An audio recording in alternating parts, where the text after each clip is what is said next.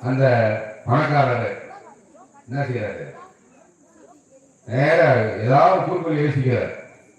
இப்படி சீக்கிரத்துல சாமியை தரிசனம் முன்னாடி நம்ம போய் பார்த்துட்டோம்னா அவன் எப்படியாவது நம்ம சாமிகிட்ட வளர்க்க வாங்கிக்கலாம். அப்புறம் நம்ம ஃபஸ்ட்டு புரியும் அப்படின்ட்டு ஒரு ஒரு கற்பனை நம்ம சொல்லுவோம். ஒரு விமானத்தை பிடிச்சி போயிட்டான், அப்படியே ஒரு உதாரணம் சொல்றேன், ஏதோ ஒன்று போயிட்டான். ஆனால் அந்த இறைவன் அவருக்காக காட்சி அளிக்கவில்லை. ரொம்ப தேடுறான், தெய்வத்தை சுத்தி சுத்தி பாக்குறான், எங்கேயும் என்ன இல்லை, தெய்வம் இல்லை. அது இன்னொரு நபர் இருக்காங்க, யாரு, மக்கள் நல்லா இருக்கணும், நம்முடைய இந்து மதம் நல்லா இருக்கணும் அப்படின்னு நினைக்கிறான். பார்த்தீங்களா, அவன் படிப்படியா நடந்து போறான். நடந்து போய் கஷ்டப்பட்டு வேறொரு போய் அவன் போய் சாமியை சந்திச்சுட்டான். போய் சேர்ந்ததுக்கு அப்புறம் 2 பேர் வந்ததுமே, ஏன்னா சமமான சக்தி உள்ளவர், எல்லாருக்கும் ஒரு பெண்களை பார்க்கக்கூடியவர்கள் நம்ம இந்து மதத்துடைய தெய்வங்கள்லாம். அப்ப அந்த தெய்வங்கள் காட்சி அளிக்கிறாங்க. 2 பேரும் வந்தீங்கப்பா, 2 பேருமே கோரிக்கை, 2 பேருமே ஜெயிக்கணும் ஆசைப்படுறீங்க, ஒரு ஆள் தான் ஜெயிக்க முடியும். ஆனால் உங்களுக்கு ஒரு சின்ன ஒரு பரிசோதனை இருக்கிறார் அப்படின்றார். பணக்காரன் சொல்றேன், ஆர்மி நான் உன்னையே நினைச்சிட்டு இருக்கேன், உன்னை பற்றி நினைச்சிட்டு இருக்கேன். அப்போ நமக்கு கேள்வி சாமி அப்படின்னா இவங்களும் கேள்விக்கிறான். அப்போ தெய்வம் அவன் கேட்கிறான், வருகின்ற வழியில் எத்தனை விவசாயம் செய்து கொண்டிருந்தவர்களை பார்த்தாய் அப்படின்னு கேட்கிறான். இதுக்கு யார் பதில் சொல்ல முடியும்? நடந்து போன பக்தர் சொல்ல முடியும். அதே போன்று எத்தனை கஷ்டப்பட்ட நபர்களை சந்திச்சீங்க அப்படின்றார். வழிநெடுல போயிட்டு இருக்கப்ப ஒரு வயதான முதியவர் நடக்க முடியாமல் இருக்காரு, அவருக்கு தண்ணி கொடுத்துட்டு வந்திருக்காரு.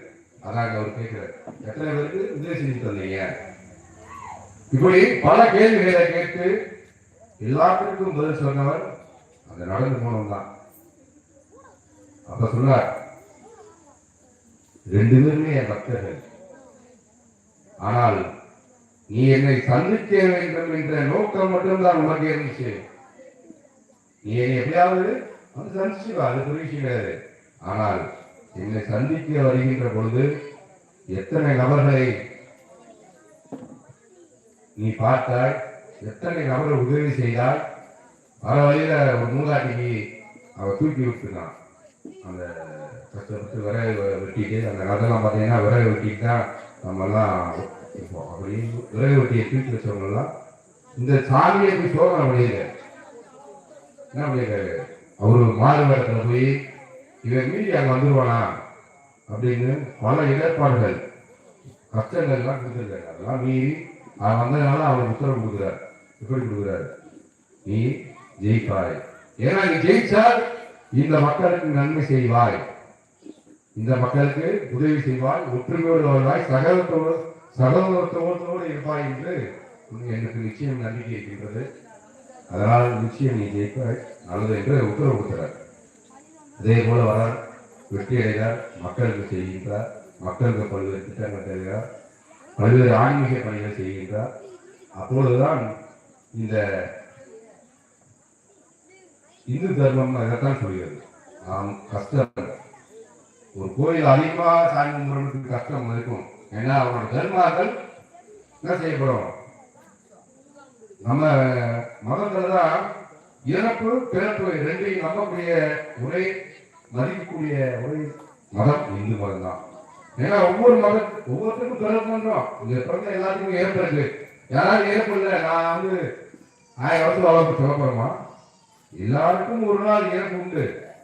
அந்த இறப்பதற்கு முன்பாக நாம் செய்கின்ற ஒவ்வொரு வினைக்கும் எதிர்வினை உண்டு. அதான் கர்மான்னு சொல்றோம். அந்த கர்மா நல்ல சாமி கும்பிடுறவனுக்கு நிச்சயமாக தெய்வம் கஷ்டத்தை கொடுக்கும். அறிந்தும் அறியாமலும் தெரிந்தும் தெரியாமலும் செய்கிற சகல குற்றங்களை மன்னித்தருள் அப்படின்னு சொல்லி நான் சாமியை கும்பிடணும். அப்ப கும்பிடப்பா அவர் என்ன செய்வாரு, நம்மளறியாமத்தான் தவறு செய்வார். ஒரு சில விஷயங்களை தான் தெரிந்து செய்வோம், பல விஷயங்களை நாம் அறியாமல் தான் செய்கின்றோம், ஒரு பொறாமையை செய்கின்றோம். ஒரு சகித்தன்மை இல்லாதவங்க செஞ்சு